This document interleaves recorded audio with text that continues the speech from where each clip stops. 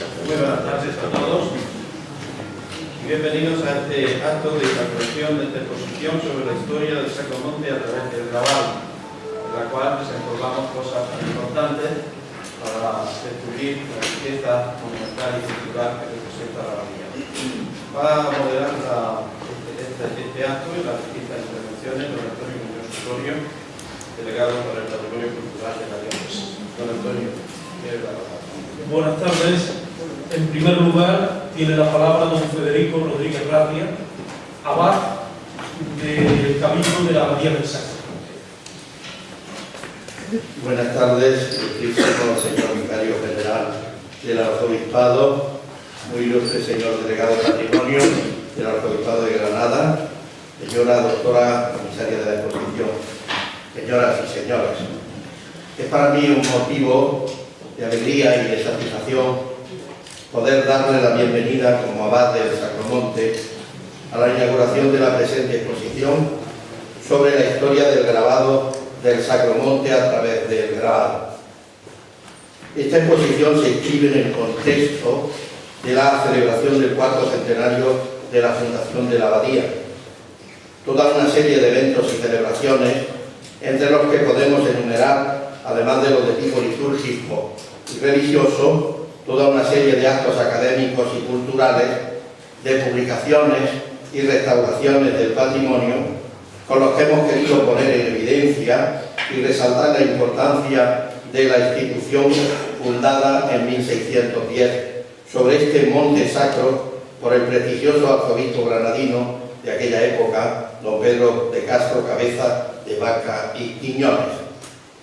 Entre ellos quiero destacar las brillantes jornadas de grabado sacromontano celebradas en este mismo lugar los días 22, 25 al 25 de octubre pasado por el Departamento de Arte y Música de la Universidad de Granada y dirigida por los doctores don Antonio Moreno Garrido y doña María Pérez Caldeano, cuyo colofón quiere ser la presente exposición. Esta exposición que vamos a completar en vivo y en directo, contemplar, y queremos que así lo haga el público visitante ante las fuentes históricas que nos sitúan en el contexto fundacional de nuestra abadía, contexto que nos transporta al monte Valparaíso, extramuros de la ciudad de Granada, por el año 1995, en donde se descubren unas láminas sepulcrales que hablaban y siguen hablando hoy del martirio en aquellas cuevas de los primeros pregoneros del cristianismo de Granada, entre los que figuraban Cecilio, Tesifón e Isquio, autores de los dos primeros de unos libros escritos en árabe sobre láminas de plomo. Junto a estos documentos se encontraron reliquias que se decían pertenecer a estos mártires del siglo I.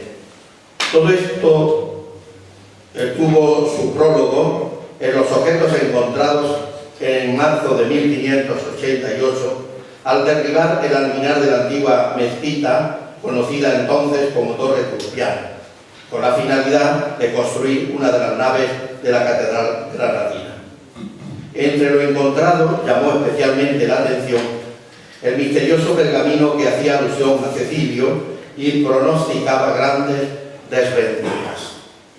Todo aquel complejo entramado de descubrimientos, reacciones de los estamentos de la sociedad, suscitó un gran debate nacional en el que se vieron implicados los intelectuales más sobresalientes de la época, de la monarquía española y de la curia romana, unos a favor de la autenticidad de los hallazgos y otros en contra de la misma.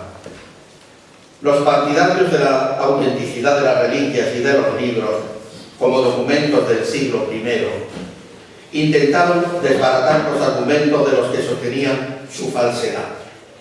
El arzobispo, alentado por muchos, consideró el hecho como algo providencial, que atestiguaba la antigüedad cristiana de Granada, la Granada que hacía poco había sido reconquistada al Islam.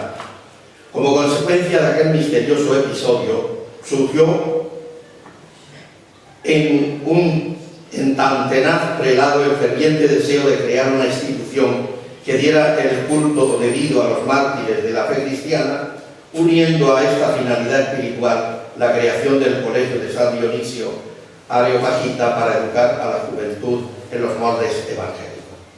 En 1642, los controvertidos libros fueron llevados a Roma y tras numerosos estudios por expertos y comisiones, en 1682, fueron desacreditados por la autoridad papal de Inocencio XI como un conjunto de ficciones humanas fabricadas para ruina de la fe católica. Allí estuvieron secuestrados en los profundos sótanos vaticanos hasta que fueron devueltos a la abadía en el año 2000. A pesar de la condena pontificia, durante los siglos XVII y XVIII se mostró una cierta resistencia en admitir sin más matices aquel veredicto. A todo el polémico proceso se le bautizó con el nombre, hiperbólico sin duda, pero realmente descriptivo, de Guerras Católicas Granatenses. No obstante, ya a partir del siglo XIX se ha venido admitiendo, y hoy es afirmación unánime, que se debió todo a una estrategia morisca que pretendió impedir su expulsión de Granada mediante este simulacro de unos documentos de los primeros tiempos cristianos, en los que aparecen emparentados cristianos y árabes llamados a convivir como hermanos. El arzobispo don Pedro de Castro, apoyado en su visión un tanto crédula de lo sucedido y en el contexto contrarreformista de la época en el que se movía, concibió la construcción de un gran complejo cultural, religioso, al estilo de una ciudad santa sobre el monte sacro, la abadía, con una triple finalidad: honrar a los mártires, educar en el humanismo cristiano y acrecentar la piedad y la fe católica de Granada. Los 4 siglos de historia de esta institución, única en Andalucía, han sido fecundos en frutos de vida cristiana, en expansión de la cultura y de la vivencia evangélica, de modo que han hecho de la abadía de Sacromonte una referencia fundamental en la historia de la Granada moderna y aún de Andalucía. De toda aquella controversia apasionada dieron fe grandes grabadores nacionales y venidos de fuera a instancias de don Pedro de Castro, que abrieron sus planchas reflejando los pormenores de todos los pasos que se iban dando y de los objetos religiosos que originaron este movimiento. Según Antonio Moreno Garrido en su obra El grabado en Granada durante el siglo XVII, la calcografía, uno de los legados más valiosos que conservamos del grabado español del 600, es la colección de cobres para estampar que alberga el Museo de la Abadía del Sacromonte Granadino. Cierro la cita.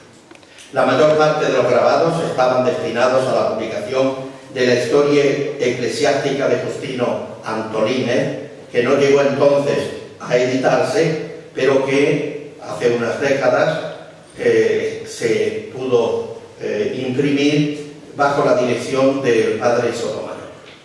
Su temática y características técnicas aparecerán detalladas en el catálogo de la exposición. Cabildo de la Abadía Granadina agradece a las instituciones y a las personas que han hecho posible esta exposición que hoy inauguramos. Al ámbito cultural del Corte Inglés, que ha patrocinado su realización. A nuevo inicio del Arzobispado de Granada, en cuya sala de exposiciones se ha montado. A don Antonio Muñoz Osorio, delegado del Patrimonio Diocesano, que ha gestionado su puesta en marcha. Al catedrático de la Universidad de Granada, doctor Antonio Moreno, asesor científico, y a la comisaria de la exposición, la profesora doctora Ana María Pérez Caldeano, que han puesto todo su empeño juvenil y su incansable actividad y su sapiencia para que este legado sea conocido y disfrutado por todos. Esperamos que ahora el nuevo inicio, luego en la abadía y luego pues andariego, que debiera ser por algunos sitios, por lo menos de Granada. Muchísimas gracias.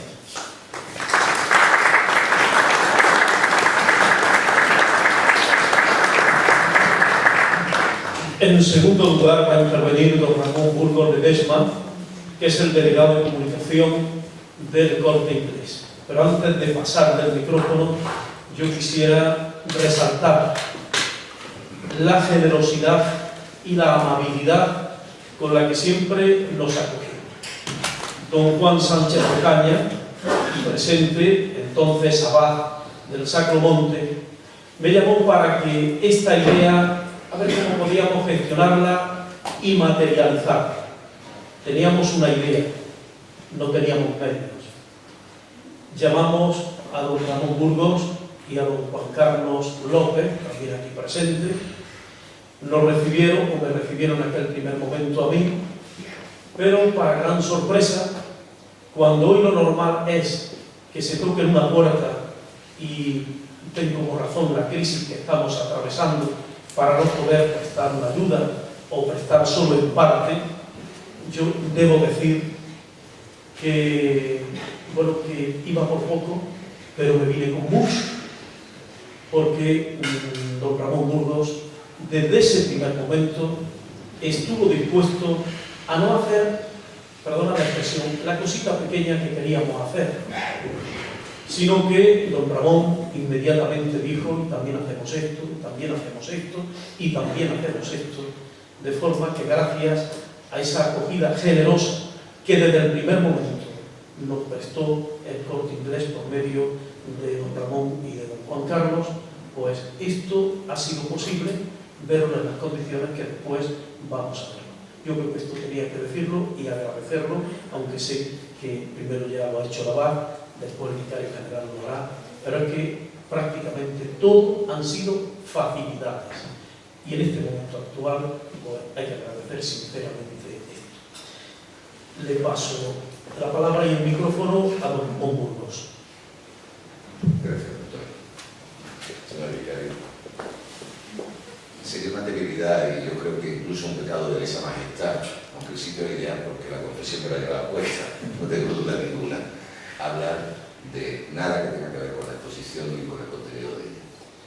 Yo creo que lo único que ha hecho ámbito cultural del Corte Inglés, con la ayuda de los grandes medios que tiene esta Granada, esta empresa, ha sido poner en valor visual lo que ya de hecho tiene un valor incalculable.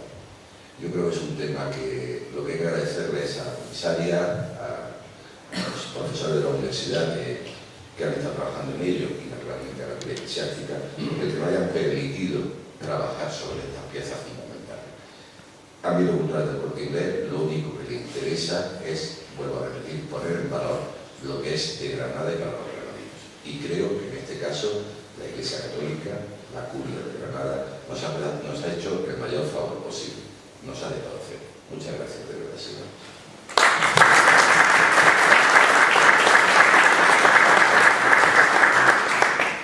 Y a continuación, la comisaria de la exposición, Ana María Pérez Caldeano, va a tener la palabra para presentarla